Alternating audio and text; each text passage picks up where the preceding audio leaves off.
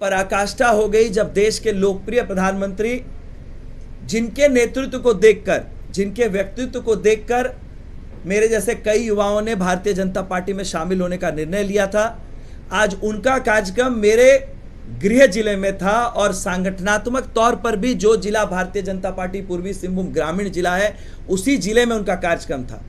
उस कार्यक्रम की ना तो सूचना दी गई, ना किसी ने एक फोन कॉल करके कहा कि आपको इस कार्यक्रम में आना है।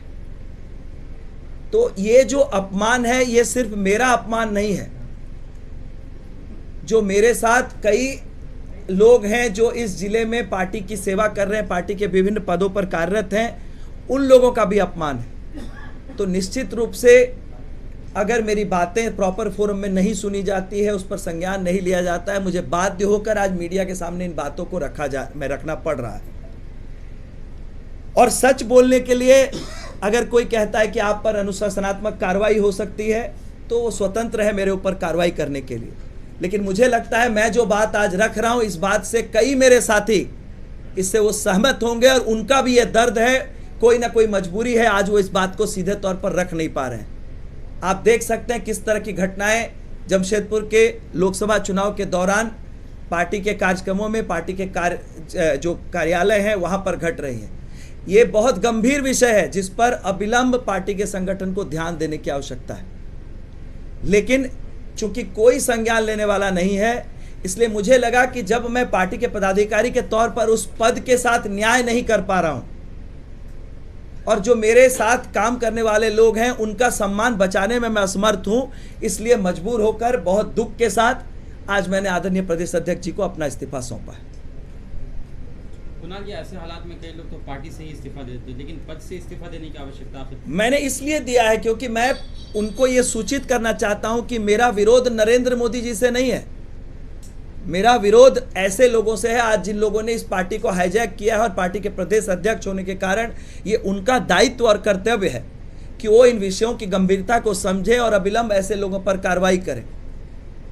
ऐसे लोग हैं, आज मंच पर भी कुछ लोग ऐसे आसीन थे जिनके नाम पर उस तत्कालीन जिलाध्यक्ष ने लिख कर रिपोर्ट किया था कि 2019 के विधानसभा चुनाव में लोगों ने प्रत्येक विधानसभा सीट में इस जिले के पार्टी को हराने का काम किया था। तो आखिर उन लोगों पर कार्रवाई क्यों नहीं की गई? और आज प्रधानमंत्री जी थे यहां पर, संभवतः आपकी कृपा से उनके संज्ञान में भी ये बातें जाएंगी जो बातें मैं आपके सामने रख रहा हूं। ये दर्द सिर्फ मेरा नहीं है। मेरे इस्तीफे के बाद से जो सैकड़ों मैसेजेस व्हाट्सएप के माध्यम से मुझे भाजपा के कार्यकर्ताओं के आ रहे, नेताओं के आ रहे, सभी लोगों का यह दर्द है। और इससे पहले कि बहुत देर हो जाए, ऐसे लोगों को चिन्हित करके और इन विषयों को, इनकी गंभीरता को समझकर पार्टी के प्रदेश नेतृत्व को इस पर कार्रवाई करनी चाहिए, ये मेरा मानना है। पार्टी में आप कायम रहेंगे? लेकिन मैं तो पार्टी में हूं, मैंने कब कहा मैं पार्टी से इस्तीफा दे रहा हूं?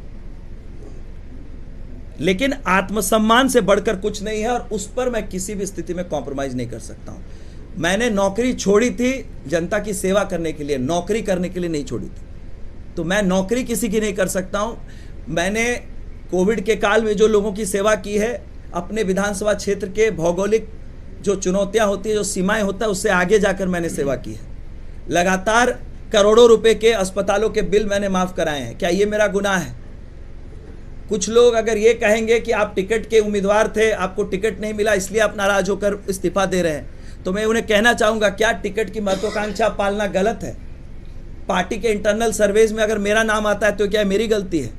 अगर मैंने सैकड़ों लोगों की जान बचाई है, सेवा की है, तो क्या ये मेरी गलती है? और अगर उसे मापदंड लिया जाए टिकट के दावेदार के तौर पर, तो ऐसे कई लोगों को इस प्रदेश में टिकट दिया गया है जिसको लेकर खुले तौर पर जनता विरोध में उतरी हुई है। और आपके माध्यम से ही मुझे सूचना मिलती है, मैं नहीं कह रहा हूं, जिन पर नामजद मामले दर्ज हैं।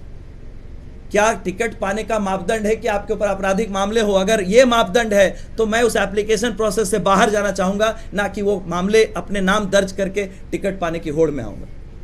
पद से इस्तीफा देने के बाद कुणाल सारंगी का क्या भविष्य होगा भारतीय जनता पार्टी का? मेरा भविष्य क्या होगा ये मेरे समर्थक, इस क्षेत्र की जनता तय करेगी।